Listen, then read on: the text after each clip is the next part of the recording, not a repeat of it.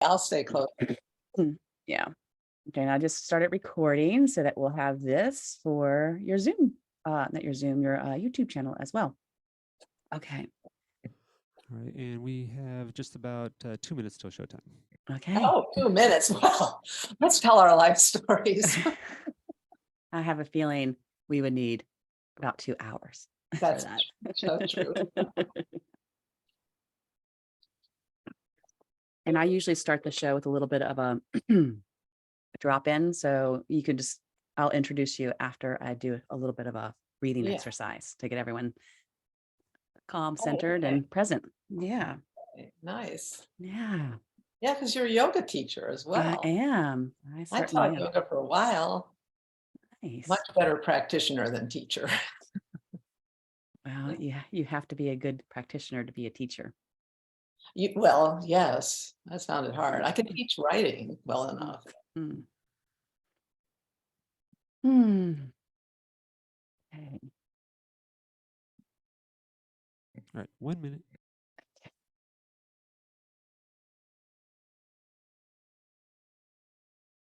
going to be such a good conversation.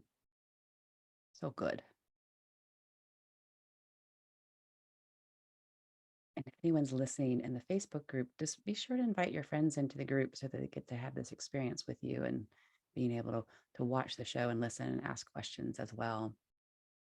I'm more active on Instagram. Yeah, So most people are. But there's no group on Instagram. That's the problem. I know.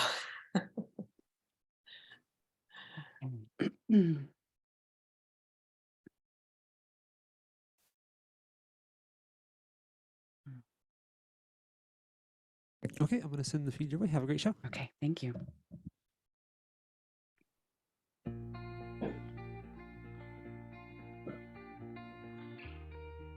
Welcome to Women Thriving Unapologetically with Lynsie McKeown.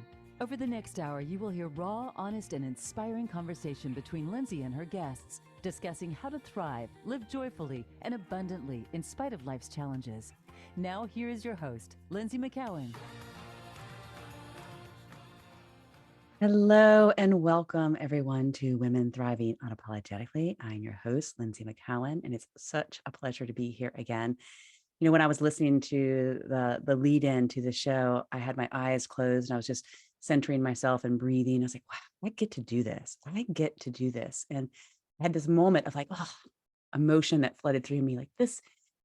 And that emotion of like, this is what I'm called to do. One of the things I'm called to do. And I feel so blessed to be able to do this.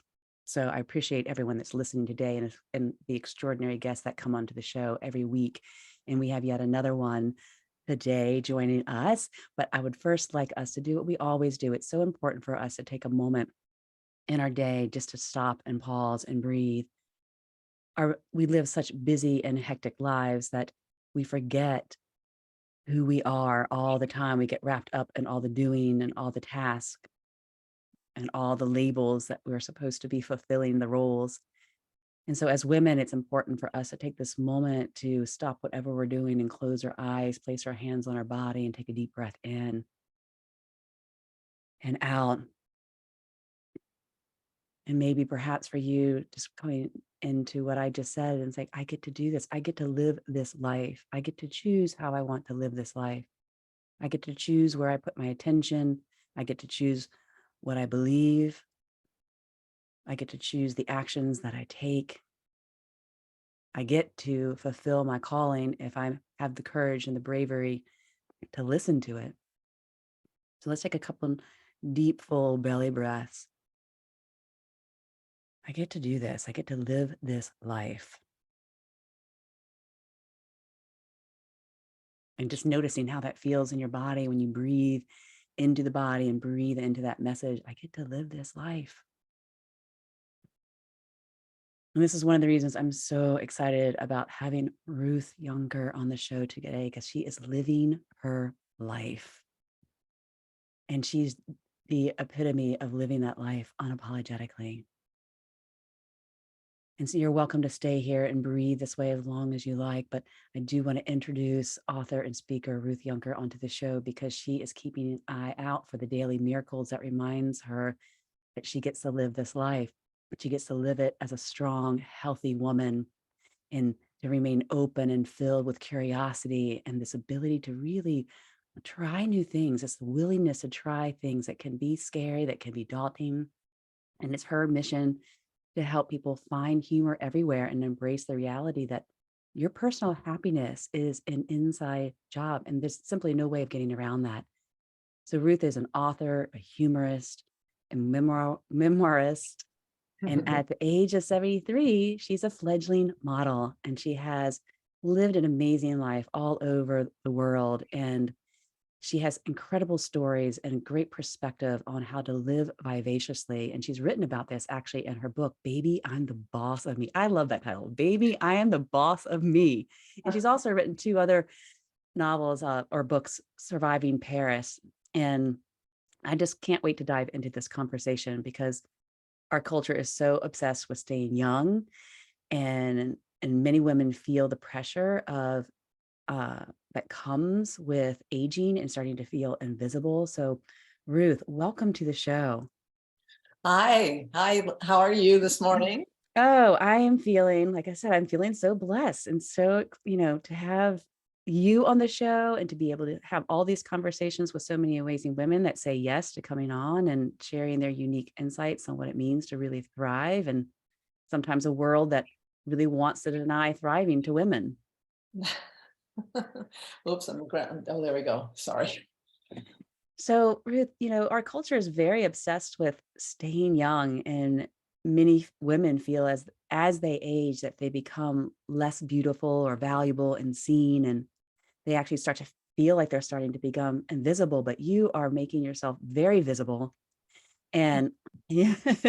And so I'd just love to dive in and say, what is your viewpoint on, on aging in an ageist society, and how can women start to change that paradigm so that they're not feeling invisible, but they are actually visible and heard? I credit growing up in a big family, and I'm one of the older kids in this big family, with learning how to shout to be heard. That's what I say now is, this whole business of I feel invisible. Well, first of all, like you were saying, Lynsie, that this is an inside job. So it has to come from you first. And truly, I recommend practicing in front of the mirror, talking back to somebody or something. The other day, some man appeared unexpectedly at my front door. I thought it was my neighbor, but anyway, it was somebody else. And he was very upset about something that I had no control over. But anyway, as I turned to get my boots to go outside and check what was going on, he called me babe. And he was a nice man. It was nothing, but that's what I think he was a little tipsy. And he called me babe. And that just went through me like a knife, like, who the heck do you think you are calling a perfect stranger babe? So I whirled around and said, you just call me babe? And we went on from there and smoothed it out. His name was David. I told him my name. But I think every time a woman can feel that they're getting insulted or ignored, or somebody tries to slip in front of you in line, or who comes next, when there's 3 people in front of the deli thing and who comes next, the woman says it, and you never see the older women, especially, sort of saying, I'm next. You've got to start, we have to start doing that, and make sure you do come next. But, you can also not necessarily come next and pull, as I say once in a while to myself, you're just pulling the age card here. And it's like, right on, babe, that's babe. That's sort of, I can call myself babe. That's sort of the ticket, but it's a total respect for yourself. And again, trying to look younger or all that. I think a lot of women nowadays it's not so much we're trying to look younger, because that just looks ridiculous unless you have some sort of idiotic idea of what your looks actually are. We're just trying to look the best we can look. And we have, tools at hand that we can use. And if you want to, fine. And if you don't, if you're a woman who doesn't believe in Botox or exercise or watching your weight or looking happy when you're out in public, or, a facelift, God forbid, any of those things, fine. But keep it to yourself. Don't push down other women who are working hard at remaining upright. When I see a 90-year-old woman walking down the street, a 90-year-old woman and man, either one walking down the street, beautifully dressed and erect, not leaning on their grocery store cart and all that kind of stuff. I have total respect for them. That's hard work. It's hard work. I'm going to get up from this chair at the end of this and walk bent for about 4 steps until I can totally straighten myself back up. It's up to women. It's up to us to age audaciously. I have other tricks too, but you know what I mean.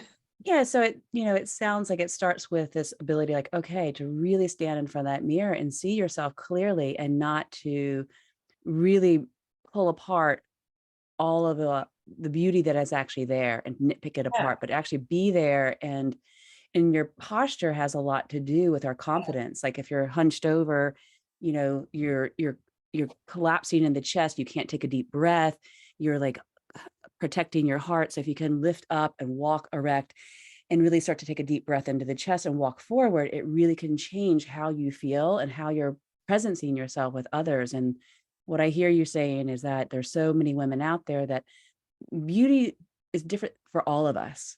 And that if we just can define what that is for us and then own it, there will become this shift in our belief systems around ourselves and how we're presencing ourselves in the world.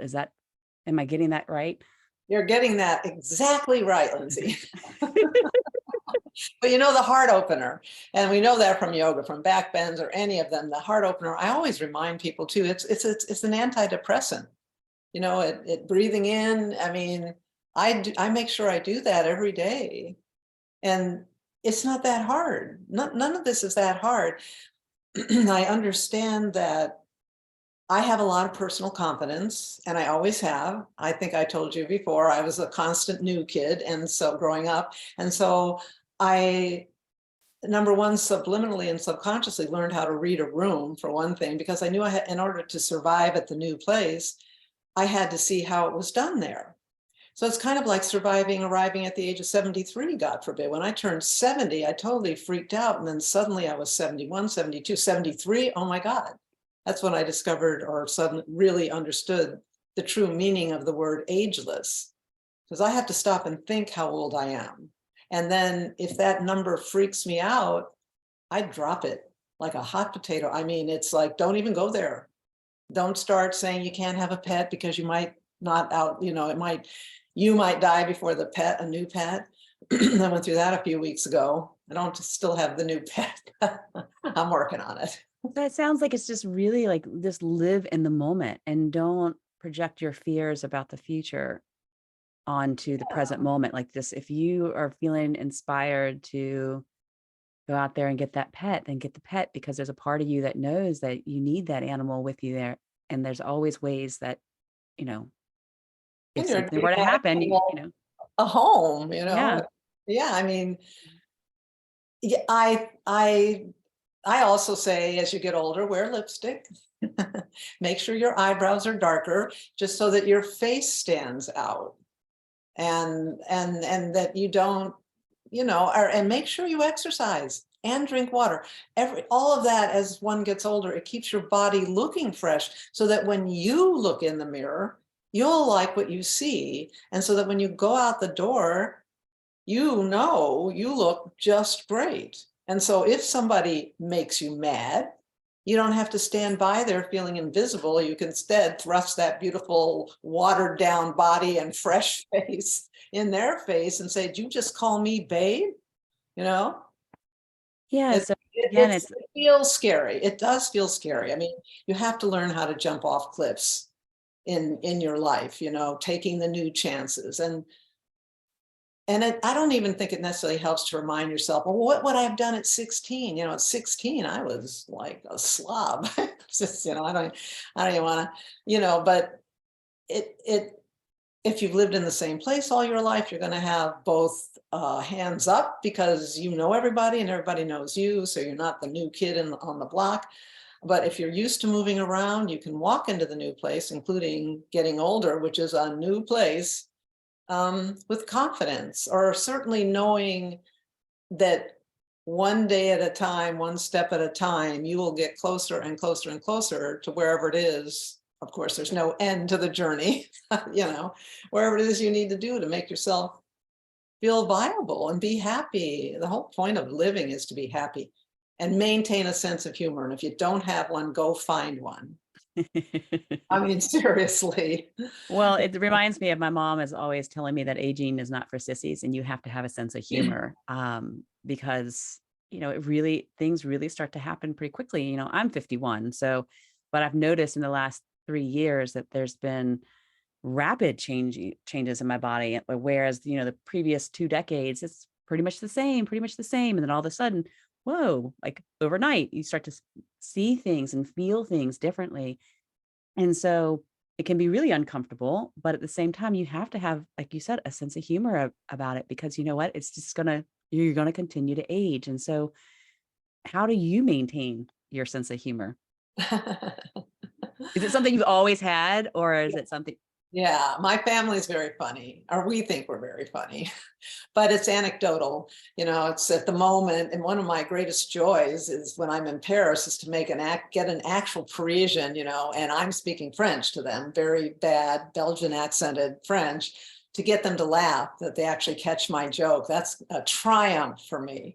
Or if I'm I suddenly strike up a conversation try to, for whatever reason, I want to make a comment about something that's just happened to the side over here and I think is funny, to the person next to me who's maybe a stranger.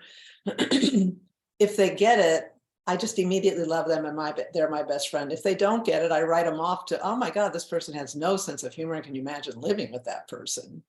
Yeah. I mean, you spill your coffee. The first thing you do is you scream and yell, and then you say, wait a minute, get a grip. Is this the other thing about happiness and a sense of humor, Lynsie, as you're getting older, is I believe it affects your organs. We're always staring at our face or maybe what our body looks like. Meanwhile, like our skin, the skin on our, wait till you see what happens to skin on your arms. Anyway, and you can't fix that really. I went up at the end of an Ashtanga thing, and I went up on my, shoulder stand, and I glanced up at my legs, and no, it wasn't my legs. It was my stomach, my hardworking stomach, and it looked a little pouchy. And this thought went through my head, oh no, look at your stomach. And I could practically feel my stomach saying, hey, I just went with you through an entire hour and a half of Ashtanga with my core really engaged just for you. And now you're not happy with me? It's that type of thing. It's, have conversations with your toe, or I bang my finger. I think we all automatically kiss it, oh my goodness. Well, think about your insides too, because that's where it starts.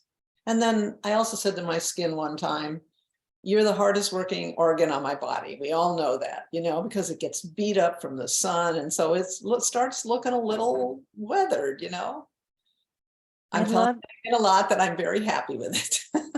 I love how you're having a conversation with your body parts, because, women do judge themselves, and because, they've been taught to judge themselves because society judges our bodies, especially as it ages. And so, and then I remember when I was doing yoga, this was like 10 years ago, I was in a downward facing dog and I had shorts on, and I remember seeing one dimple on my thigh, and I was like, oh my God, what's happening? I'm getting out of shape. And then it's like, really? I look at my legs now, I'm like, well, I'm not even gonna try to count them. But it's like, I'm gonna look. And so I love this idea, like, okay, like we have that conditioned, like almost like a default system to immediately judge. But I love how you come back and like, oh, you know what? Your body is saying, hey, I deserve some respect. I've been with you. I've been with you your entire life. I'm working hard for you. I deserve some love and respect, because it's the most long-term relationship that you'll ever have in your life. I like to say, who has known you, who have you known the longest in your life? And the answer is yourself. Absolutely. I've known me longer. That face is, good. I also get up in the morning, and this morning got up at 4:30, whatever it was, and walked into the bathroom, turned on the light, and then made myself grimace into, a smile into the mirror, because it sends the serotonin to your brain and says, oh, okay, I'm in a good mood this morning. Yeah, that's right. You're in a good mood this morning. Yeah. And I love that exercise. I often share that with my clients. Like, just start by smiling, look yourself in the eye, smile. And then say your name. Like, for example, Lynsie, I Ah, love you. Lynsie, now I that's a love good you. one. I haven't done that. I'll do that. Yeah, because I learned a while back that we love the sound of our own voice more than anyone else's, and we love the sound of our own name. Ah, So we just say our own name and then I love you. And at first it doesn't feel comfortable. And there's days I look in the mirror and I'm like, oh my God, right. really? Yeah. Lynsie, I love you. But Yeah. but if you take your advice and you stand up tall, you take a deep breath in and you say it, then all of a sudden, like, oh yeah. And then those words and looking yourself in the mirror and smiling at the same time, you're getting that yummy Yeah. release of hormones into the brain, the serotonin, and Exactly. If you so can clasp your hands behind your back and kind of stretch that way without wrecking your neck. At my age, we have to be conscious of our neck. I had a facelift and I had my neck down a little bit, and he said, well, how much do you want on your neck? And I said, well, I do yoga and I drop my head back. And so I don't want you to do too much because I want my neck for yoga more than I want it for, the facelift thing. And he said, okay. yeah, Yeah. yeah. And So so that head back. yeah, and I'd love to maybe talk a little bit about that because, as women, we have so many different ideas around doing, cosmetic surgery and what that would mean. And I'd love to hear your perspective on it when we come back. We are already up to our first break, so we'll see if we can hold on to that fight. That fight. I'm just putting two words together. I often do that. I'll define it later. Okay. So you're listening to Women Thriving Unapologetically. And during this break, perhaps going over to herfestival.com. Now, Her Festival is an extraordinary gathering of women of all ages that celebrate our beauty, our power, our connection to earth. And it's occurring May 4th through 8th in the wild and inviting mountains forest of Rangeley, Maine. I'm actually going to go. It's going to be my second year there because I absolutely love this gathering of women. And so be sure to go to herfestival.com or check it out at Her Festival on IG, on Instagram. We'll be right back after this short break. All right, good segment, all clear, back in 2. How are you feeling, Ruth? Fine, doing good. Good. Yeah. Thinking about Maine, one of my favorite vacations when I was a kid. I grew up in Massachusetts, and we went a couple years up to Concord or Concord. I don't quite remember the exact name. Pond in Maine. Mm, I like Maine. yeah. I have a friend from New Hampshire, and she's always like, it's not Concord, it's Concord. Because I'm like, okay, it's not I was like, It's I not got it. Worcester, it's Worcester, Massachusetts. Yeah. So are you comfortable talking a little bit about, since you mentioned it about, what your ideas of cosmetic surgery are? I mean, I loved how you said that it's like you wanted the lift, but not at the expense of you being able to do your yoga I practice. couldn't move my neck. Yeah. Now I wish I had, but now but so on this break we can chat. How long does Yeah. the break run? Oh, okay. Oh, all right. I wasn't 2 sure. minutes. Yeah, this is just the break where where we can connect and kind of take a breath and see where we want to go for the second segment. And then I'm not at all, I mentioned to you that I don't want to talk about personal relationships or anything like that, but I do totally in terms of women and cosmetic stuff and all that. Yeah, because it's got a bad rap. yeah, let's talk about it a little bit. Yeah, sure. Okay. And Okay. estrogen, hormone replacement. Mm-hmm. Yeah. I'm into that one. Yeah. That's my hair here. Beautiful. I love the wildness of it. It suits you. I've had a pushback in the modeling world about that a little bit, though. We'll see. It's coming along. I don't. Yeah. Okay. Okay, here we go. All right, coming back. Yeah. Empowerment.com.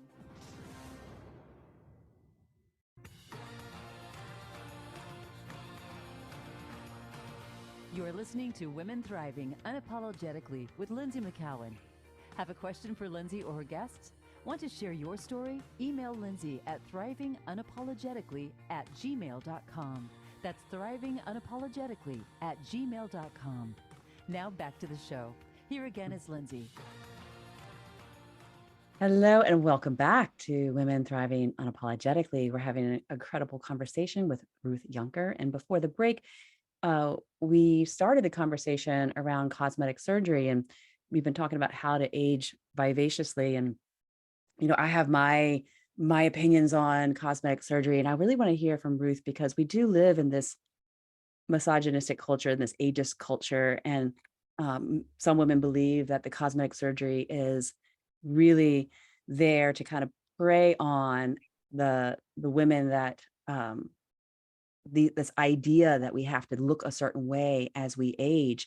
And other women are like, no, this is just me embracing my way of embracing aging. So I really want to hear what your perspective on it is, Ruth.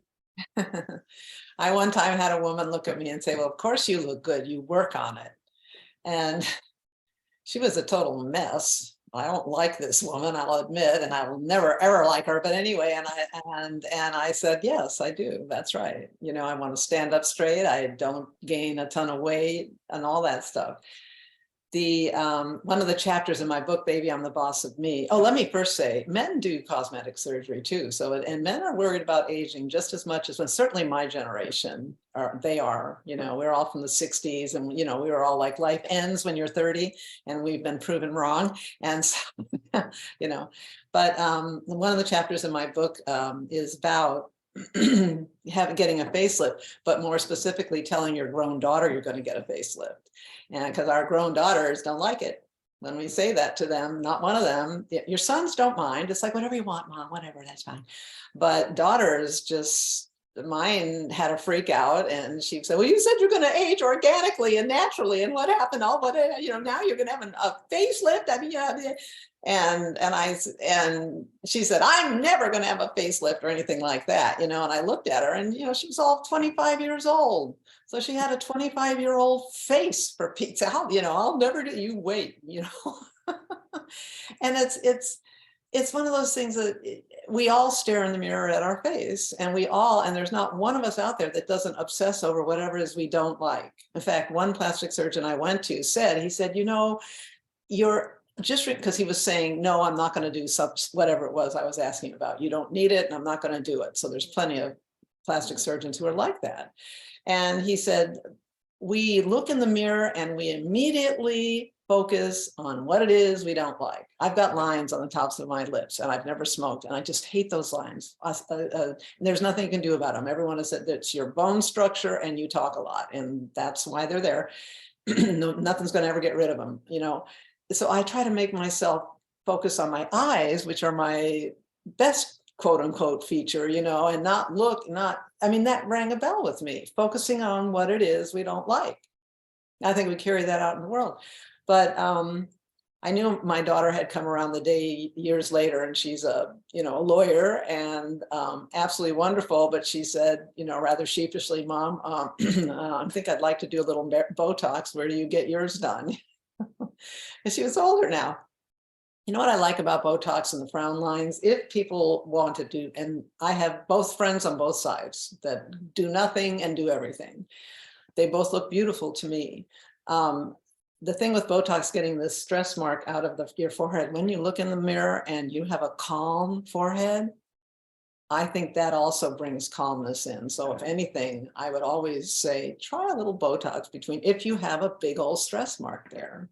Or don't frown, as my mother would say. In her day, it was don't do the actions that'll make it happen. Now, the other problem with facial stuff is I believe you need to keep your body in shape more than you need to do anything to your face. So that everybody has control over. That can be perfectly free. What I'm getting to is cosmetic things to the face cost money. So if you don't have the money, it's not an option for you. I go into, first of all, please don't resent the people who can do it, but also keep your health going, keep your body in shape, exercise, drink water. And when I chose to go on hormone replacement treatment, and that was 18 years ago. And for me, it worked very well. I didn't, the reports that hormone replacement treatment, that big study that was done in about 2002 has been debunked. So look at it further. I, for me, believe it helps your skin, it helps your bones. It just, I can tell when a woman's gotten to her 70s or 80s and she's not using hormone. I can see it on her skin. It just doesn't have that, some of the freshness that it could have. Now, if you don't want to do it, don't, oh my God, or if there's any kind of history in your family. But I'm just saying, don't just automatically push that one to the side in terms of that's part of what I'm doing for my aging. Yeah. And what I love about this conversation, because personally, I don't subscribe, like for me, and of course I'm 51, who knows what I'm going to say in 20 years. I know you might be like pointing your finger, like, I told you so. But, you know, I always question, is like, is it just another thing that, you know, I'm unable to really see myself and love myself with how I'm aging and what I'm looking like with each and every passing year. And I'm wanting to change that because I want to fit in and be seen and valued more? Or is it just simply because I want to, it's just something that's going to make me feel better? And what I want women to understand is it's your choice. If it makes you feel good and you're doing it because not for someone else, but you're doing it for you, Yes. and you know that's aligned with you, Yes. then trust that.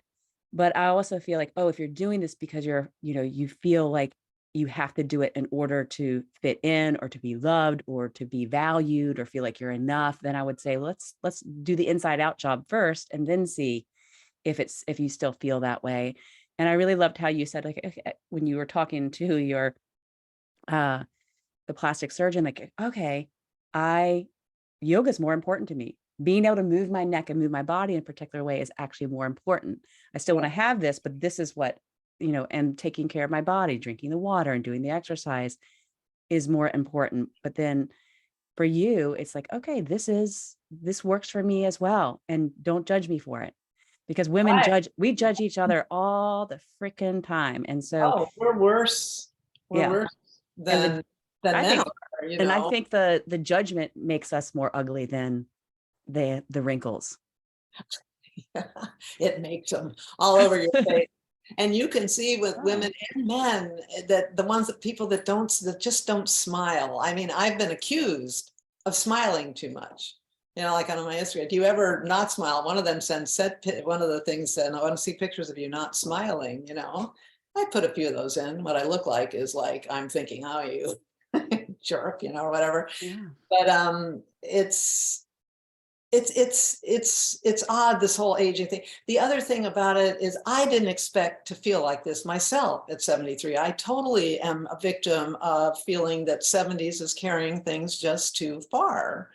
And it kind of is in a way, except that I also find, because I remember with my parents too, they were relaxed about the whole dying thing up to that one, and they kind of shrugged their shoulders about it. And I saw them both through their deaths, and it's going to happen. And I find as I get older, I'm less freaked out about it. I'm not freaked out about it. I remember when I was about 12 saying to my father, I'm worried about dying, I'm 12. And he said, well, I'm 42 and look, I'm still here and I'm not worried about dying. So you have nothing to worry about, like that kind of thing. It's worrying. Or women who are looking for a partner and they're worried they don't look good enough for the man, trust me, there are men out there rushing out there to have their facelifts too, if they're suddenly single. And they dye their hair that terrible orange color. Oh, you guys, if any men are listening to this, that orange just does not make it. So what do you fear about aging then? What are you most afraid now that of? I'm here, see, I have aged. I mean, 73 is aged. I'm, so I don't fear it, but I would not like to suddenly have some sort of diagnosis that's going to kill me off sooner than I expected, unexpectedly, or a very painful kind of long drawn out death. Someone the other day asked me if I had any advice for someone. She's older now and she's been very healthy, and suddenly at 75, she has a very bad health issues going on. What kind of advice did I have for her? And that stopped me in my tracks, because I don't have bad health. I've always had good health, knock on my glass table here. And I didn't have the kind of advice like, oh, smile in the mirror and, do all those things. That's a whole different story. The being ill and unhealthy. And the other one is people who simply don't have enough money. That's also, I do know a woman though, that when her husband died, I think I told you this before, and he died, the best room in her house was the living room. So she moved her master bedroom into the living room and made that her haven. And when we have dinner over there, it's in the kitchen or in the old bedroom. And it's that kind of turning your life upside down, seeing it differently, the same thing, but reframing the story, it just changed her and it didn't cost her anything. But and also part of what I've been going on about is, the minute I feel a fear like that, I stop myself. I've had plenty of surgery, plenty of therapy, plenty of things have gone wrong in my life, climb up above. And the minute I fear something now, I say, do you really need to fear? Is that what you're afraid of right now? What is it? Or do you have a plan B if plan A doesn't go right? Or I talk myself out of it. I talk myself down from the tree because I don't like to feel unhappy or down or especially afraid. I have low-lying anxiety about things all the time. I put my taxes off again. Just got so good. We were meant to be, Lynsie. I don't know what you're talking about right there. Yeah. I about taxes. They never go away. So what I'm hearing is this, when people are asking you for advice, and what I was kind of seeing as you're talking about the woman that, has this diagnosis at 75 and this other woman who's lost her husband. And then with your own fears that come up is that this ability to stop for a moment and kind of feel into what the fear is and then have a conversation with that fear. Like, okay, is this like a real fear? Like here right now, is my life threatened in this moment? Right. And then have that conversation with it, like really give it space. Like, okay, I'm really afraid of this. And now and what's the worst case scenario? And do I have a plan for that? Right. And then if you have a plan for it, great. Then, okay, fear, just go away. Cause I've taken care of that. And if you don't have a plan for it, then what would the plan be? Like, what would be the next step for that? Yeah. And see, the other thing is having a good psychological awareness of yourself. If you can afford therapy and you've never had it, go get some, for Pete's sake. It's really amazing. It's remarkable how it certainly turned me around to seeing myself. One time I was saying, well, this person did that person did, and the other person did that to me. And my therapist said very calmly, well, who is the common denominator in all of these? And it was me, But that gives you power, knowing what your part in it is, because you can at least change that part. But yeah, the constant battle with it just gets irritating. I just get out the ice cream sometimes and turn on my favorite show that I'm streaming, and that's what I do. That's how I solve the issue. Or I go to bed early, or there's so many. I jolt myself out of that fear because to ask yourself. I finally noticed one time, I'm really, back then, not now, but this was like about 25 years ago, when I really had things changed abruptly. But is how comfortable was I feeling negative? How comfortable was I going always to the bad thing? I'm very comfortable with that. Like, oh, poor me, who wants to be a victim? And the only one who can save you from that from within, not talking about society out there, and not like, I don't listen to the news first thing in the morning. I'm appalled that so many things are going on, and also hopeful that other things are going on. But why do you ask yourself, why am I gravitating towards negativity all the time?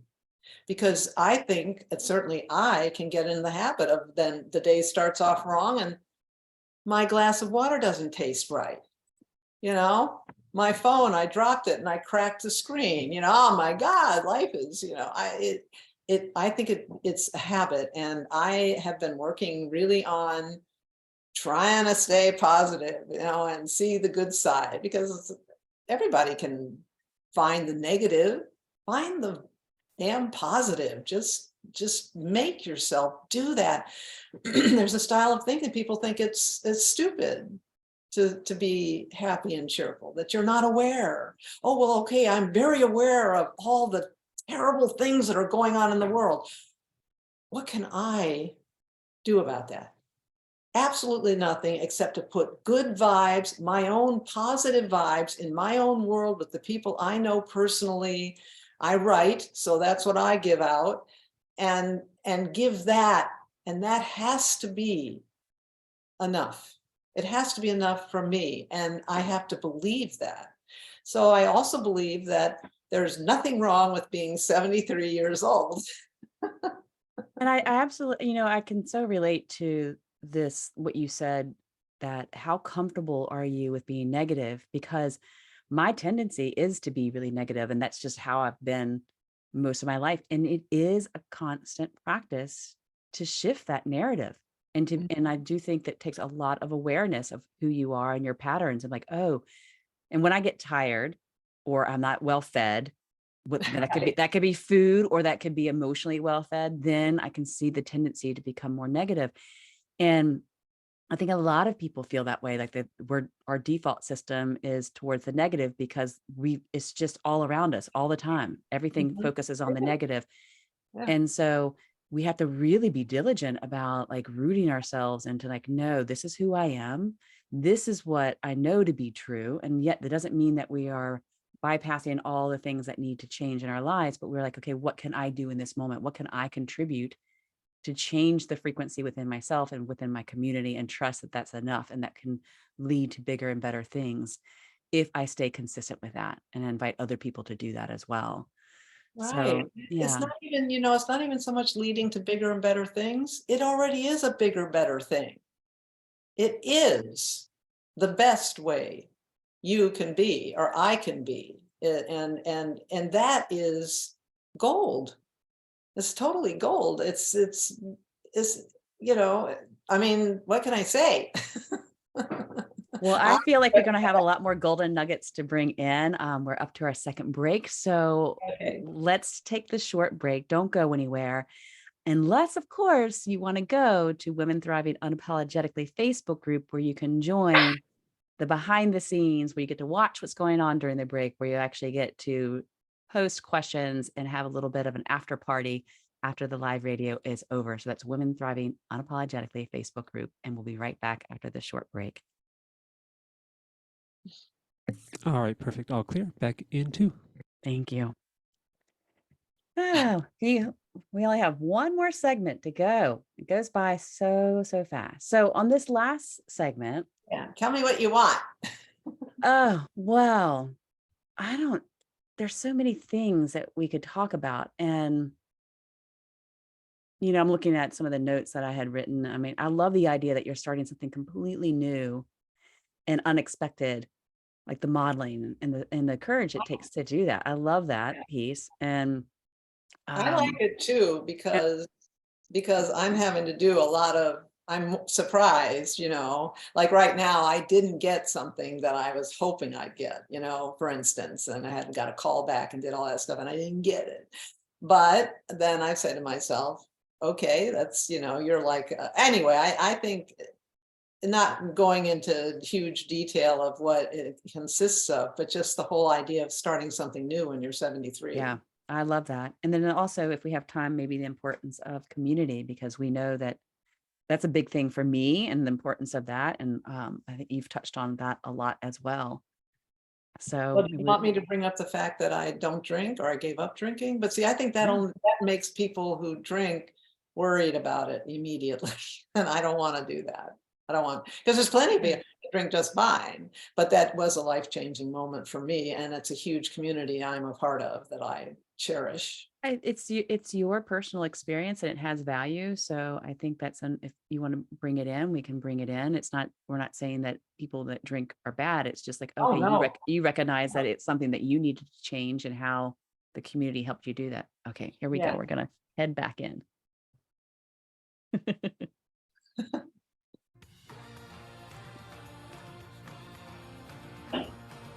You are listening to Women Thriving Unapologetically with Lynsie McKeown. Have a question for Lynsie or her guests? Want to share your story? Email Lynsie at thrivingunapologetically@gmail.com. That's thrivingunapologetically@gmail.com. Now back to the show. Here again is Lynsie. Welcome back. Welcome back. We are having a conversation with Ruth Yunker. And now, Ruth, Yes. you are 73 and you have just now embarked on a new career path at 73. And it's a career path that most people wouldn't think about at 73. So tell us, what is your new career path? My new career path is modeling. I wanted to be a model when I was 16, but I didn't have the look, wasn't tall enough, didn't have the moxie to go there and do, I went to college instead. And anyway, and am a writer and been a writer for 35, 40 years. And I'm good at it. And I love it. I love being a writer.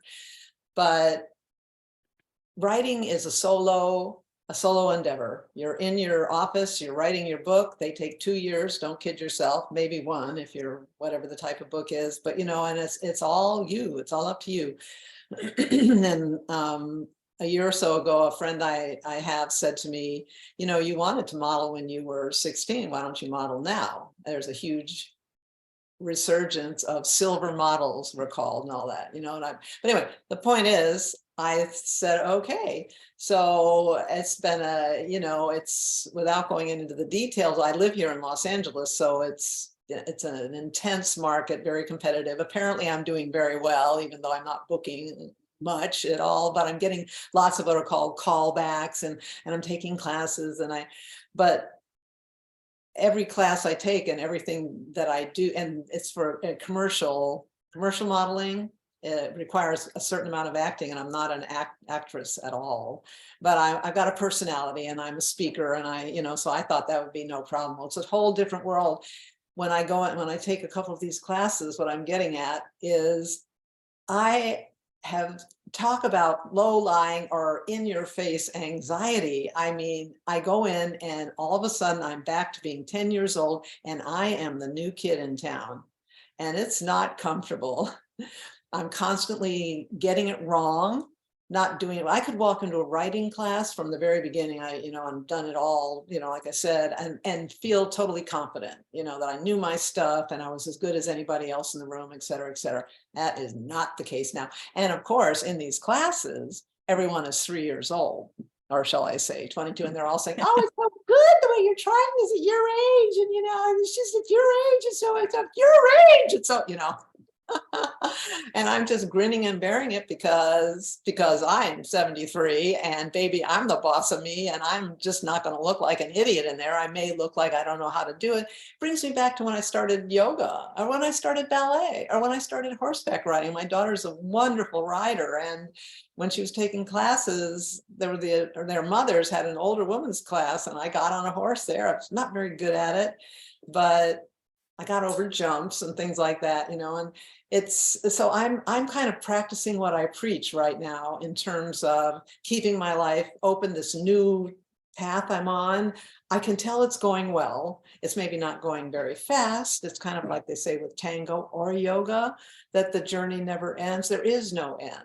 There is no end. You just keep doing it. And it's so true. Like that, what's that peeling the onion thing? So I'm doing that now. And so I go around, I've got to work on the, okay, it's a good day. No, you didn't get that job, but you got close. Oh, that one's better. The first time I sent in a self-tape audition that I felt proud of, is the job I got. So I have faith in that too. And anyway, it's like that. And I like how, this is something that you wanted when you were 16. And Yeah. many people would say, well, that was such a long time ago, that time has passed. And you're like, you know what? No, I can step in and do this at what's probably would be considered an untraditional age. And that, and you're right back to feeling like you're 10 years old. So you're feeling uncomfortable in it. Yeah. It's a totally new thing that you have no experience doing, but you have this willingness to try and to explore, knowing that it's really just about that journey. And you may get booked on things and you may not, but you're still in there doing it. And I absolutely love that. And so what advice would you give to women who are out there thinking, at any age? I mean, I remember, Ruth, when I think I was 28. Oh, And I thought I was too old to go to graduate school. I'm like, oh, I'm too old. I wasted too much time. I took too much time off. I'm too old to go to graduate school. I mean, I just want to like shake that girl a little bit. I know, I know. Well, somebody And I never went. And so, I mean, you didn't go. I did not You go. still could go. Who 'Cause knows? I'm not going to say I'm not going to do it. I was been taken on to a different trajectory. But what would you tell women, now that are like, oh, I had once wanted to do this thing, but my time has passed. It's too late. Well, yeah, and it probably is too late to match that dream from 30 years ago. For instance, I'm not looking to be on the cover of Vogue, obviously. I'm looking to be the woman standing behind the pet eating its kibble saying, Mikey likes it. I think, because what I also like about it is I working solo, the thing is modeling, this is, it's a group endeavor, it's a collaborative endeavor, and I just want to be told where to stand. You want me to look happy or sad? Where's my outfit? Okay. I turn out to have a terrible time memorizing lines like, this is the best pale white water you'd ever want to drink. And I can't get those lines to save my life. But I'll have to, because somebody said, hey, you've got to learn how to memorize again. I was like, okay, oh my God. But the advice I have is be realistic about the version of what you want to do. For instance, with modeling, between being 16, when what I really wanted to do was be the girlfriend of a rock star, like Patty Boyd was George Harrison. And I mean, it was terrible. Anyway, I don't want to be the girlfriend of a rock star anymore, but I do want to model. Yeah. But adjust it to where you are. Be realistic. Along all this with this, stay happy and do this and do that. Be realistic and down to earth with yourself as well. Not in a bad mood, but more like how if you had that kind of mother who would say to you, hey, look, pull yourself together. I one time said to my mother, who was a Southerner, she had never lost her Southern accent. Someone once said to me, your mother's Southern. I mean, she had just met her. She said, she's so nice. She's so wonderful. What happened to you? I grew up in New England. That's what happened to me. Okay. I'm a new kid too many times. That's what happened. All right. But, I just lost my train of thought. Forget it. What I was thinking about when you were talking about just trying these new endeavors and giving advice to women and like just being able to like, don't write yourself off or your dreams off, but maybe just change the version of it and know that it can be something different and still be beautiful and valuable. And I think so often, when, community can be so important to help remind us of this. And you are a big proponent of community and the importance of having that community around you to help support you. So can you talk a little bit about the community that you surround yourself with? Yes, I can. I quit drinking at 50 and I had to. And I went to AA. I remember my therapist at the time had said to me, she said, well, I'm worried about my drinking. Well, how much do you drink? And I told her it was about half of what I actually drink. So and this is just for people who have alcohol issues. There's so many people in my life who have no alcohol issues and they can drink and it's just fine. I did. And I joined AA and have never looked back. It's just been a wonderful community for me. I do a lot of traveling. And whenever I travel, I go to AA meetings, English speaking, French speaking. I go to meetings and that's where I've developed a whole nother community of friends. Also, social media, if you reach out and can reach out to the people that you really like and go meet them in person. If you can do that, do it, because that's a whole nother group. All of my friends in Paris stem from my original friends I knew there from Facebook. And, 23 years later, you see how I mean, that's the thing about being 73. Let me tell you, all of you who aren't 73 yet, when you start thinking, oh my God, I lived there for 10 years and I lived there for 6 years and my son is 45 and my daughter is 43, 43. Oh my God, I've lived a long time and yet it doesn't feel like it's coming to any kind of end at this point. It's like world is bigger. I've lost a little bit of my travel bug since the pandemic. Too many times on getting on the airplane Zen mode by myself and have something go wrong. It's like, take a break from that for the moment. I even started to feel guilty about that though. See, this is what, your self-talk, like, why don't I feel like, well, I don't feel like going to an airport. I don't feel like wearing a mask for 22 hours on a plane. I don't feel like packing my bag. I don't want to do that right now. And that's okay. I'll go try and be a model and be embarrassed in every class I take right now. Thank God they're on Zoom. Well, and I love how you have created this community. Like we know we get so lost on social media, but you've actually made connections through social media and said, I want to meet you in person.